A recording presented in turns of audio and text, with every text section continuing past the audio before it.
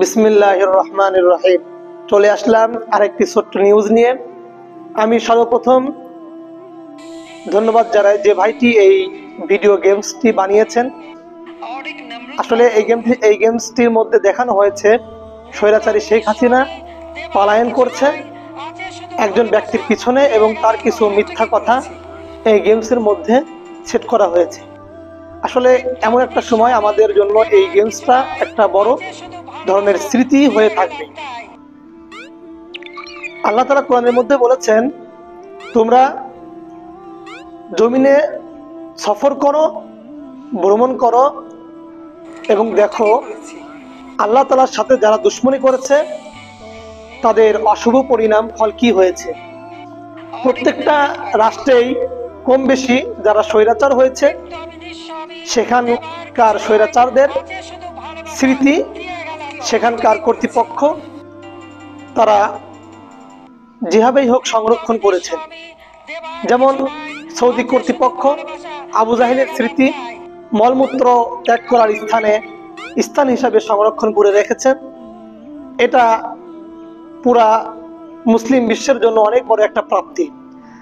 বিগত 15টি বছর স্বৈরাচারী শেখ হাসিনা যেভাবে বাংলাদেশের নিরীহ মুসলমানদের উপরে, জনগণের উপরে, আলেম ওলামার উপরে, সাধারণ মানুষের উপরে জুলুম নির্যাতন করেছিল ক্ষমতাকে টিকিয়ে রাখার জন্য, এটা আসলে কখনোই ভুলবার নয়।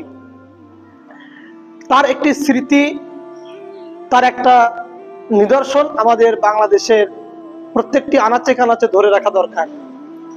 কিন্তু আসলে দুঃখ এবং পরিতাপের বিষয় বলতে হয়, আমাদের বর্তমান অন্তর্বর্তীকালীন সরকার এর যারা উপদেষ্টা মণ্ডলী রয়েছেন তার মধ্যে একজন উপদেষ্টা মণ্ডলী রয়েছেন যার নাম ফারুকী সাহেব।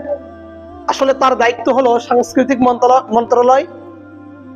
আজ 6টি মাস পার হয়ে গেল, কিন্তু স্বৈরাচারী শেখ হাসিনার কোনো ভিডিও ক্লিপ, একটা ভিডিও দৃশ্য আমরা দেখতে পেলাম না। এটা আমাদের জন্য খুবই দুঃখজনক।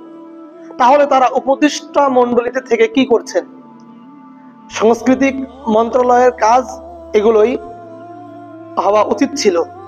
অথচ আমরা দেখতে পেয়েছি কিছুদিন আগে আমরা সংবাদ দেখতে পেয়েছি, বাংলাদেশ জামাত ইসলামী যারা এই স্বৈরাচারকে হটানোর জন্য আপ্রাণ চেষ্টা করে তাদের জীবনটাকে বিলিয়ে দিয়েছেন, তাদের একটি তালিকা, পুরা বাংলাদেশের একটি তালিকা তারা তৈরি করেছেন। প্রায় 700 শহীদের একটি তালিকা তারা প্রকাশ করেছেন। এটি প্রায় 10 খণ্ডে ছাপানো হয়েছে। এই কাজটি, যে বৃহৎ কাজটি বাংলাদেশ জামাত ইসলামী করলো, এই দায়িত্বটি আসলে জামাত ইসলামীর ছিল না। এই দায়িত্বটি ছিল অন্তর্বর্তীকালীন সরকারের। কিন্তু অন্তর্বর্তীকালীন সরকার তিনি এই দায়িত্বটি পালন করেননি।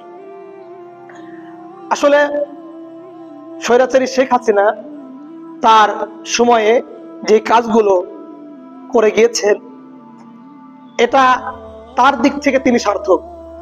বাংলাদেশের একজন স্বাধীনতার ঘোষক প্রেসিডেন্ট জিয়াউর রহমান, তিনি মুক্তিযুদ্ধের একজন অধিনায়ক ছিলেন, তিনি বীর উত্তম প্রতীকে ভূষিত ছিলেন।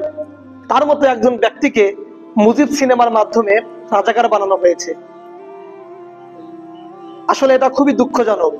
আমি রাজনৈতিক দল বিএনপি তাদেরকে বলতে চাই, আপনারা জায়গা দখল করার সময় অনেক পাবেন, আপনাদের কর্তৃত্ব স্থাপন করার সময় অনেক পাবেন, কিন্তু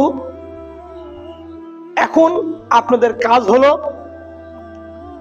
সকলে একসাথে হয়ে এই স্বৈরাচারের যে কার্যক্রমগুলো রয়েছে এগুলো বন্ধ করা। আসলে এতদিন আমাদের মধ্যে এমন একটা বিষয় আমরা দেখতে চেয়েছিলাম যেটা আমাদের জন্য অবিস্মরণীয় হয়ে থাকবে এই স্বৈরাচারের জন্য, কিন্তু এই বিষয়টা আমরা এখনো দেখতে পেলাম না। তাহলে আমাদের সাংস্কৃতিক মন্ত্রণালয় কি ছবি, নাটক, সিনেমা বানানোর জন্য তারা আমাদের পয়সা খেয়ে তারা ওখানে বসে আছে? এটা আমরা কাম্য করিনি। এজন্য এই গেমসটি যে বানিয়েছেন তাকে অসংখ্য ধন্যবাদ। এরকম প্রত্যেকটা মানুষকে বাংলাদেশের যারা প্রযুক্তি দিক থেকে যারা কাজ করে যাচ্ছেন তাদের উচিত হবে এরকম অনেক সিনেমা নাটক, যেভাবে আমাদের বাংলাদেশের তরুণ প্রজন্মকে ধ্বংস করার জন্য স্বৈরাচারী শেখ হাসিনা মেতে উঠেছিল, তার এই মুখোশকে উন্মোচন করা। তাহলেই আমাদের আগামী বাংলাদেশ স্বৈরাচার মুক্ত হবে, দুর্নীতি মুক্ত হবে এবং জুলুম নির্যাতন মুক্ত হবে। অসংখ্য ধন্যবাদ আমার এই কথাগুলো শ্রবণ করার জন্য। আসসালামু আলাইকুম ওয়া রাহমাতুল্লাহ।